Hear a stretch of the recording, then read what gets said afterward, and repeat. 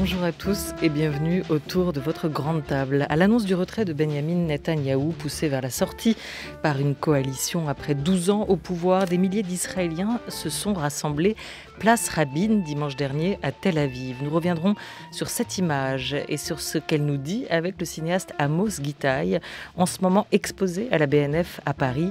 Yitzhak Rabin, chronique d'un assassinat. Cette pièce, qui est aussi un livre, sera également pièce de théâtre à voir prochainement au Théâtre du Châtelet à Paris. Mais d'abord, la tête pleine de rêves. Ils veulent sauver leur cité menacée de démolition.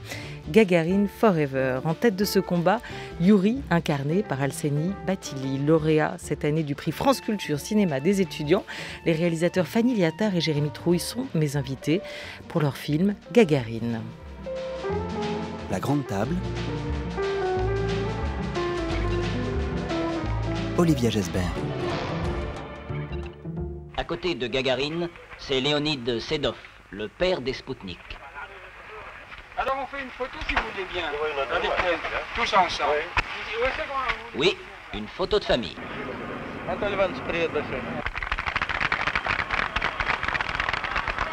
Et avant le départ, réfléchissons ensemble. Ce héros de la plus extraordinaire aventure humaine, on ne l'a jamais vu prenant posture de héros, le menton volontaire, le regard braqué vers l'avenir.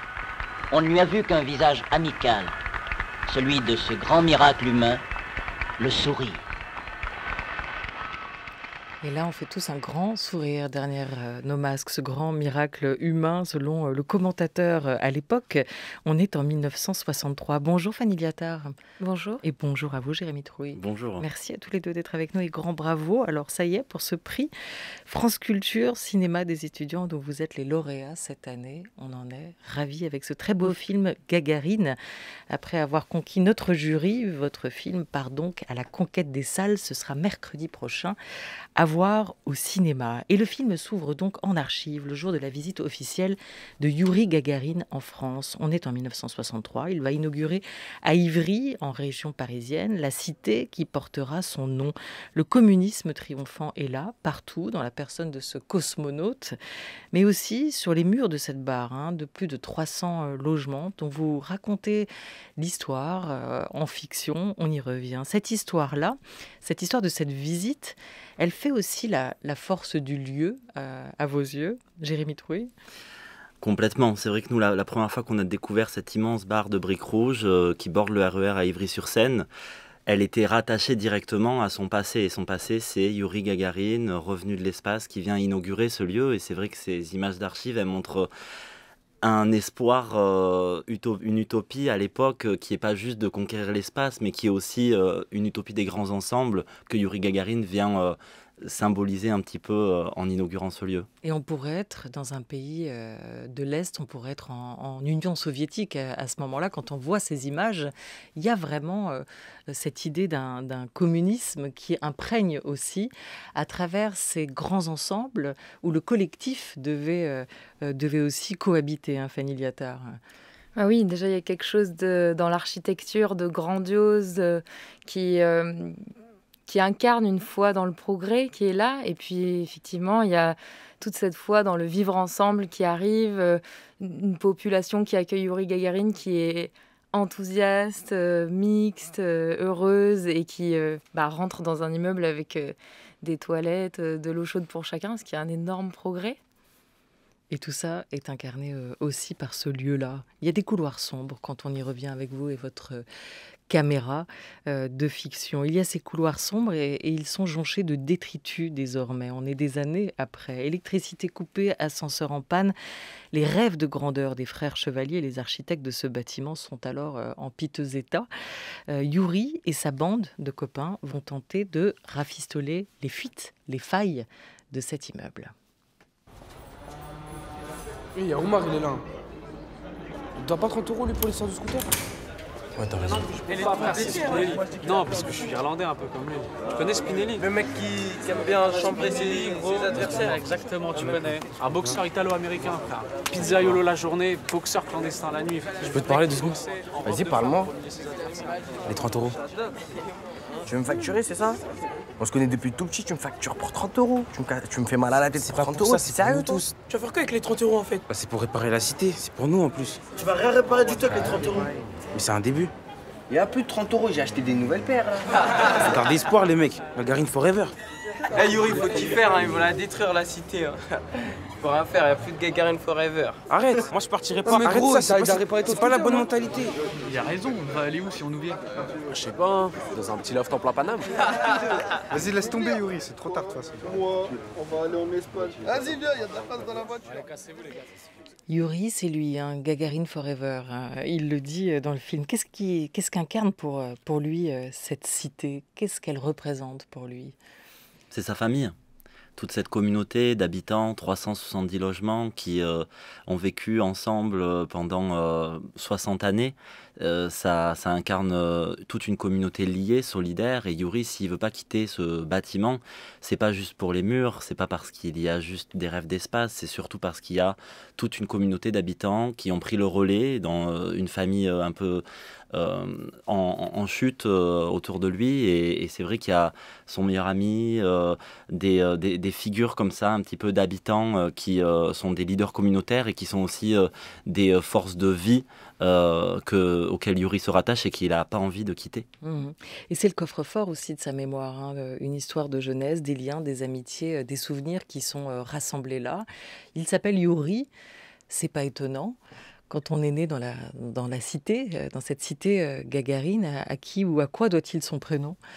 Alors on s'imagine que ses parents, quand ils sont arrivés là, peut-être que Yuri est né quand ils ont eu accès à ce logement social. Que du coup, pour rendre hommage à cette chance qu'ils avaient d'arriver là, ils l'ont appelé Yuri. Et puis ensuite, on s'imagine que ses habitants qui l'ont entouré, peut-être qu'à chacun de ses anniversaires, ils lui ont offert un globe, quelque chose, une fusée.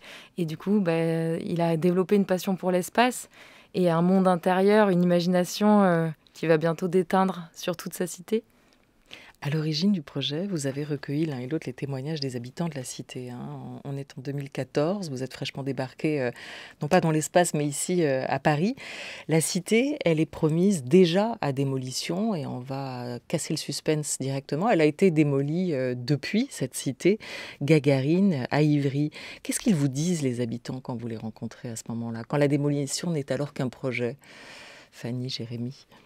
Alors, il y a plein de points de vue sur cette démolition. Il y a 376 logements et autant d'avis différents.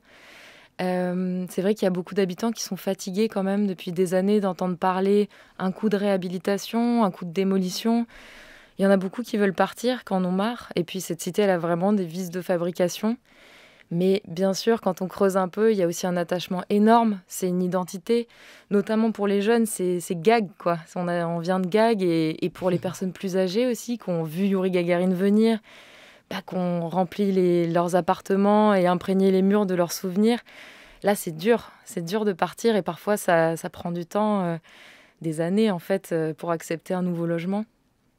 Jérémy, dans les témoignages qui vous ont le plus marqué, des mots que vous avez pu retenir?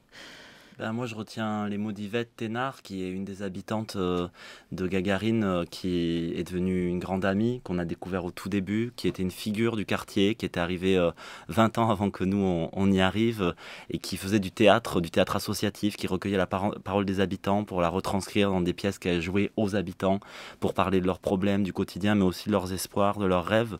Et Yvette, quand elle nous parlait de son arrivée à Gagarine, elle disait que c'était un abri, qu'elle y était arrivée un peu à reculons avec son fils parce qu'elle n'avait pas une très bonne image de cette cité, et qu'en fait, quand elle s'y est installée, elle y a trouvé un abri, et puis petit à petit une communauté, et effectivement une identité.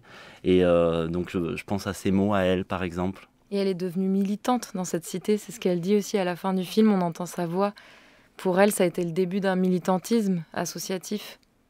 De ces témoignages, vous avez fait un documentaire. Ça a été le premier pas, votre premier pas sur cette lune Gagarine. À partir de quand vous avez choisi d'en faire une fiction? Pourquoi vous avez voulu transformer ce projet? Alors en fait, au tout début, quand on est arrivé dans la cité, effectivement, on devait faire des portraits documentaires des habitants.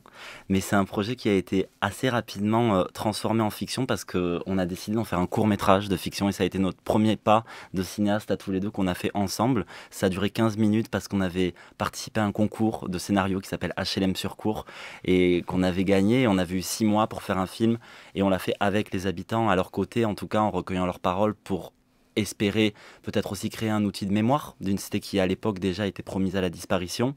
Et puis 15 minutes c'était trop court en fait pour raconter l'attachement de ce jeune homme à toute sa communauté et puis pour élargir un petit peu aussi le territoire, parler notamment de ce bidonville habité par la communauté rome qui était comme ça à l'horizontale au pied de Gagarine. On avait envie de réunir un petit peu ces deux univers, de créer des forces entre des personnages qui sont parfois séparés dans la vraie vie. Et donc ça a été par la suite 4 ans d'écriture dans le quartier en recueillant la parole des gens qui nous inspiraient cette fiction. Vous êtes resté là-bas, vous vous êtes implanté en fait. On a eu de la chance parce qu'il y avait un regain de vie associative quand on est arrivé. Et nous, on s'est inscrit dans ce mouvement-là. Il y a une maison de quartier qui s'est installée au pied de la cité. Et nous, on y a fait des ateliers. On a fait notamment un atelier de films documentaires avec une quinzaine d'habitants. Et puis, on a fait un court-métrage de fiction avec des jeunes de 10 à 25 ans. Des jeunes qui nous parlaient de leurs rêves d'avenir. Où est-ce qu'ils se voyaient dans 10 ans. Et en fait... ils se voyaient dans des choses tellement originales, ils se voyaient agents secrets, ils se voyaient chirurgiens et chanteurs en même temps. Et du coup, ça a vachement nourri l'écriture et le personnage de Yuri qui, lui, a des rêves immenses d'aller dans l'espace. Au fil des années, vous êtes devenus réellement les gardiens de la mémoire aussi de cette cité Gagarine. Hein. Et ce film en est la trace. Comment vous avez réagi le jour de la démolition ? C'est bouleversant, d'autant plus qu'on était en plein tournage. On a eu une course contre la montre un petit peu pour réussir à tourner à l'intérieur de Gagarine avant qu'elle ne disparaisse. Et on a tourné à l'été 2019. Le premier coup de pelleteuse, il a été donné le 31 août 2019. Donc on n'avait pas encore fini le tournage qu'il y a eu le premier coup de pelleteuse. Et ce qui était fort et beau, c'est qu'il y a des centaines d'anciens habitants qui se sont réunis ce jour-là pour venir assister à ce premier coup de pelleteuse. On ne fait plus vraiment exploser les cités aujourd'hui parce que c'est quand même assez violent symboliquement. Mais une seule mâchoire d'acier qui vient grignoter la maison de tous ces gens, nous, quand on était là sur place et qu'on tournait notre regard sur les visages des gens, on y voyait à la fois de la tristesse et en même temps beaucoup de souvenirs. Le souvenir d'une communauté qui n'avait pas complètement disparu puisqu'ils étaient malgré tout réunis tous ensemble ce jour-là. Et pour des cinéastes, ce sont des images spectaculaires. Hein. C'est des images spectaculaires et en même temps qui racontent une scène qui est devenue de plus en plus anodine ou banale dans la vie de ces quartiers, où on a beaucoup construit et on a trouvé comme solution cette idée de la démolition, de casser ça. Mais l'image en elle-même, elle reste extrêmement frappante. Hein.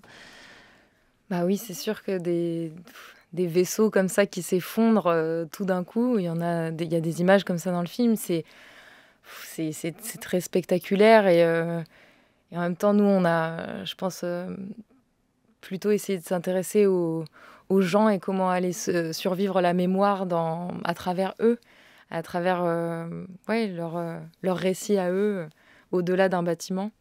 En tournant ce film là-bas, en faisant ce film, Gagarine, vous avez un temps pensé pouvoir sauver physiquement cette cité Gagarine, où vous vous êtes tout de suite dit, on ne la sauvera que par la mémoire qu'on lui offre, cette trace qu'on va laisser. Non, ça aurait été se donner trop de pouvoir que d'espérer avec un film sauver une cité qui était de toute façon promise à la démolition. Et comme le disait Fanny, ça faisait tellement d'années que les gens ils entendaient parler de réhabilitation, de démolition et que finalement ça faisait 15 ans qu'il n'y avait rien, que je crois que beaucoup de gens étaient aussi soulagés entre guillemets qu'une décision claire soit donnée. Petite anecdote, à l'époque où on a fait le court-métrage, c'était en 2015 à peu près, on l'a montré directement aux habitants et on s'est même fait engueuler par une habitante qui était venue nous voir en nous disant vous la filmez trop bien cette cité, elle est trop belle, à cause de vous ils vont peut-être plus démolir. Et c'était révélateur d'une peur qu'on change d'avis à nouveau, qu'on les rende instables à nouveau sur leurs projections futures. Projection. Rien ne se perd, tout se transforme. C'est le point de vue d'un duo d'architectes, Anne Lacaton et Jean-Philippe Vassal. Ils viennent de recevoir le prix Pritzker et la plus haute distinction du monde de l'architecture. Ils ont été formés comme vous à Bordeaux. Ils ont notamment travaillé sur le quartier du Grand Parc à Bordeaux et d'autres travaux de rénovation à Paris ou en région parisienne et ailleurs en France. On les recevait récemment à la Grande Table. Voilà ce qu'ils nous disaient. Je ne peux pas penser que mon métier, c'est de devoir démolir, exploser, parfois à la télévision, de voir que comme ça, toute une vie qui s'est passée pendant 30 ans, ça, en 2 minutes, ça devient un tas de béton. Et on voit les gens pleurer. Parce que c'est pas l'architecture. L'architecture, c'est dedans. Et nous, on a vu la différence, c'est-à-dire c'est jamais un bloc de béton, un rectangle dans le paysage. La réalité, c'est que dedans, il y a 100 familles, 500 familles, des milliers de pièces. Chaque pièce, chaque jour, chaque nuit, elle a été transformée, aménagée. Chacun a essayé de la décorer un peu particulièrement en y mettant des traces, des photos, des objets. Et la richesse, elle est là. Et donc, travailler avec l'existant, faire à partir de l'existant, c'est s'attacher à cette richesse-là.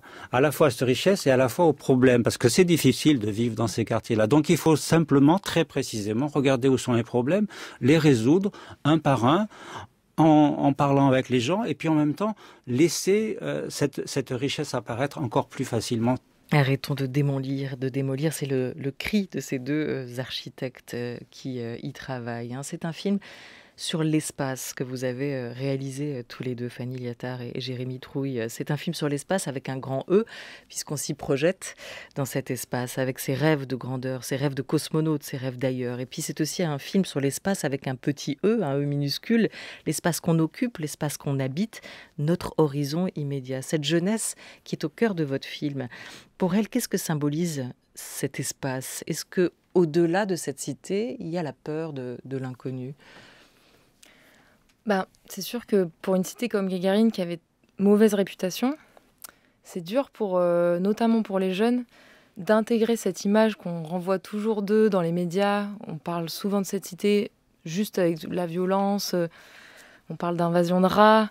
Au bout d'un moment, aller se lancer dans le monde extérieur avec cette image qu'ils ont intégrée, c'est dur. Ça bouche les horizons et du coup, nous, ce qu'on avait envie avec le personnage de Yuri, c'est de dire mais cette jeunesse, elle est belle, elle a des idées, elle a une identité et elle a des rêves immenses. Il faut en prendre soin. Il faut lui donner des portes de sortie. Il faut créer des circulations. C'est ce qu'on a essayé de faire en lui faisant rencontrer le personnage de Diana aussi, qui fait sortir Yuri de sa cité et qui l'emmène vers les hauteurs d'une grue pour qu'il regarde de loin, qu'il prenne du recul sur cet endroit et qu'il prenne conscience qu'il a les armes, qu'il a les outils, qu'il a tout ce qu'il faut pour aller dans le monde et au-delà. Ce projet, en plus, il a été accompagné par l'Observatoire de l'espace, le laboratoire culturel du CNES, où vous avez été en résidence. Qu'est-ce qui les intéressait, eux, les spationautes, dans cette aventure urbaine ? Ce qui est hyper intéressant avec le CNES et ses résidences sur les murs qu'il propose aux artistes, c'est qu'il propose d'avoir accès à des informations, des points de vue scientifiques qui rendent la chose beaucoup plus technique que le simple regard qu'on peut avoir sur l'espace, qui est plus apporté par la science-fiction finalement pour nous. Donc on a par exemple assisté à des conférences sur habiter l'espace. Et ça, c'était fascinant parce qu'il y a vraiment des architectes qui ont réfléchi à l'ergonomie des vaisseaux spatiaux habités. Et puisque, sans trop spoiler le film, notre Yuri va loin dans ses rêves d'espace jusqu'à peut-être construire son propre vaisseau, on a essayé de le construire en se mettant du point de vue de Yuri, qui est très technique et qui s'y connaît dans tout ça, en fait. Et quelque part, on s'imagine qu'il les a toutes regardées, les vidéos de Thomas Pesquet et Claudia Agneray, et qui s'est inspiré de tout ça pour construire sa propre navette. Se construire un vaisseau pour aller où? C'est la question que pose Arthur H. dans cette nouvelle chanson, ce nouveau titre, L'Avalanche, extrait d'un projet et album concept à venir.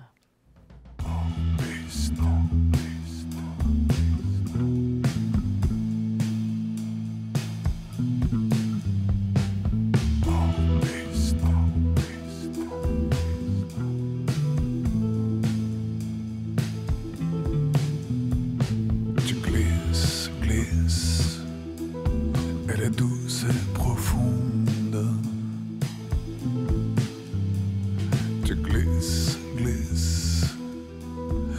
poudreuse t'éclabousse. Hors piste, tu ne sais pas qu'elle arrive, l'avalanche.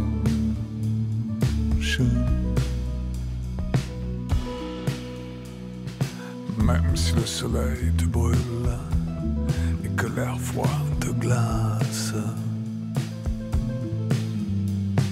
tu défies l'espace, insolente insouciance. Hors piste. Et soudain, tu pressens l'avalanche.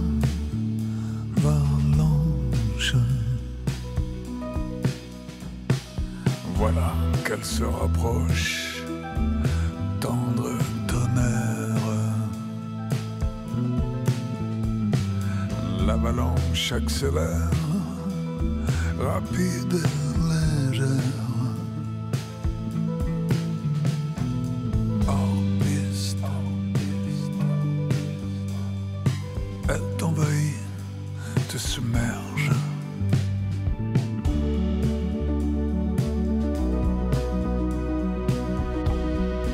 L'avalanche.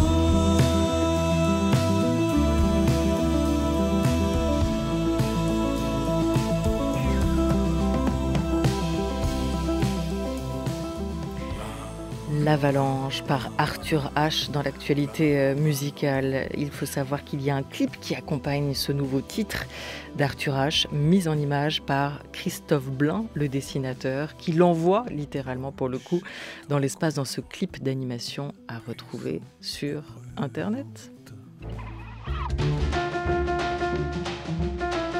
France Culture, la grande table, Olivia Gesbert. Un peu partout, vous dites que vous avez voulu, avec ce film aussi, Gagarine, Fanny Liattard et Jérémy Trouille, nous faire rêver, nous faire basculer dans un monde où l'imagination aurait tous ses droits. Vous n'avez pas voulu faire ce qu'on appelle stricto sensu un film de banlieue. C'est quoi un film de banlieue d'ailleurs? Vous l'interprétez comment? Je comprends qu'on utilise cette expression parce que c'est des films qui se passent dans un certain territoire où on retrouve souvent des problématiques sociales dont on a envie de parler dans ces films-là. Mais moi, je trouve ça très restrictif en fait d'utiliser ce terme parce que c'est bien le seul territoire où on a créé un genre en soi, film de banlieue. Et c'est comme si on avait le droit de raconter qu'un type de récit, alors que, comme dans Gagarine, il y a des centaines de logements et donc des milliers d'habitants. Et à chaque fois qu'on ouvre une porte, on découvre une couleur différente, une individualité, une singularité, une poésie différente. Et nous, on avait envie de raconter une histoire précise. Et il se trouve que notre histoire, c'est celle d'un jeune qui a des rêves immenses et donc qui nous embarque ailleurs qu'effectivement dans des films traditionnellement de banlieue. Et Yuri, c'est la clé aussi de ce film. C'est la figure de la bonté, à l'image un peu de Lazzaro dans le film de l'italienne Alice Rohrwacher que vous citez, heureux comme Lazzaro. Elle parle vraiment de ce personnage, le sien, Lazzaro, qui incarne cette innocence aussi. Quelle nouvelle porte, en fait, des possibles ouvre cette bonté? En quoi c'est la clé vers une utopie ou vers un autre monde pour vous, cette nature du personnage principal, Yuri? Je crois que Yuri, c'est un vrai tendre. Et comme Lazzaro, c'est quelqu'un qui, malgré lui, crée des liens. C'est comme s'il il aligne des planètes autour de lui. Les planètes, c'est les autres personnages du film. Et je pense que... Pourtant, c'est quelqu'un qui parle pas beaucoup. Mais il a des rêves tellement fous qu'il arrive à embarquer les gens avec lui jusqu'à très loin. Et nous, en fait, on avait vraiment envie d'avoir un personnage comme ça, très doux, très tendre, peut-être un peu en dehors des clichés de ce qu'on peut représenter d'un jeune qui vient de cité. Et à l'écriture, c'était pas facile de garder ce cap. Et justement, quand on a vu Lazzaro, on était hyper contents de voir ce personnage qui est 100% bon, quoi. Ça nous a vachement encouragés à continuer à penser Yuri comme quelqu'un qui est un réparateur, qui a les mains dans le cambouis, mais vraiment la tête dans les étoiles. Et il a cette dualité, il est à la fois un enfant, il a un regard d'enfant dans un corps d'adulte, il est comme ça, entre deux eaux. entre le ciel et la terre. Il est le héros de Gagarine, un cinéma qui répare aussi. Le choix du comédien, on imagine du coup qu'il a dû être essentiel pour vous. Une fois que vous aviez écrit ce rôle, écrit ce film, il a adopté les traits de l'innocence devant votre caméra. Alseni Batili qui joue Yuri dans le film, ou il les avait naturellement? Je crois qu'il avait quelque chose en lui qui ressemblait à notre personnage, Alseni. Je me permets de remercier Judith Chalier et Aline Badiane qui ont travaillé sur le casting de Gagarine parce que ça a été un travail long. On a travaillé 6 mois pour trouver notre Yuri. Au début, on espérait le trouver dans la cité même, et puis finalement, on a élargi un petit peu. Et en fait, Alseni, c'est vrai que ce que disait Fanny, il nous a surpris parce qu'il arrive avec un corps de super-héros qui donne du crédit à l'histoire de Yuri parce qu'il va jusque dans le cosmos finalement. Et en même temps, il a aussi ce regard très tendre et Alseni, il a ça en lui, cette dualité. Vous avez validé tout de suite. Hein, il est important. Ouais. Et il y a dans le film des acteurs qui sont des professionnels, des acteurs confirmés et des acteurs non professionnels. Parmi les acteurs confirmés, on retrouve Lina Coudry, on retrouve Finnegan Oldfield et aussi Denis Lavant. Alors cette apparition de Denis Lavant en gardien de la décharge, elle est perçue peut-être, elle peut être perçue par un œil extérieur, comme un clin d'œil pour le coup à Léos Carax, le réalisateur de Boys Meets Girls ou de Holy Motors. Il fera d'ailleurs l'ouverture de Cannes, au Festival de Cannes, avec sa nouvelle comédie musicale très très attendue, c'est Annette. Pourquoi ce Denis Lavant? Denis Lavant, c'est le comédien de onirique par excellence sur la scène du cinéma français. Vous aviez-vous envie de faire ce clin d'œil peut-être à Léos Carax, à son cinéma poétique qui va creuser et chercher dans les marges? Alors c'est vrai que c'est d'abord pour ce personnage, Denis Lavant, qui est comme un alien et qui allait bien avec notre film.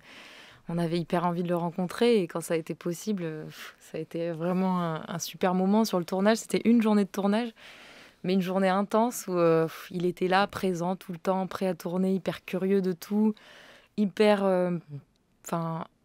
il jouait vraiment avec les jeunes comédiens, avec beaucoup de plaisir et ça, c'était une grande joie. Et c'est vrai que nous, on est fans des films de Léos Carax.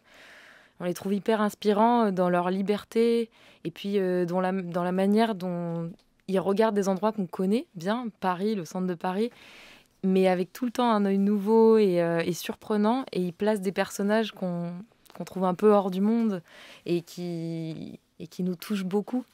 Et donc, on était hyper fiers de pouvoir avoir cet acteur si grand dans notre film. Et fier, vous devez l'être aussi d'avoir réalisé ce film qui est du coup l'aboutissement de 7 ans d'un projet débuté en 2014, on le disait par les témoignages que vous avez recueillis là-bas dans cette cité Gagarine. Il sort en salle mercredi prochain.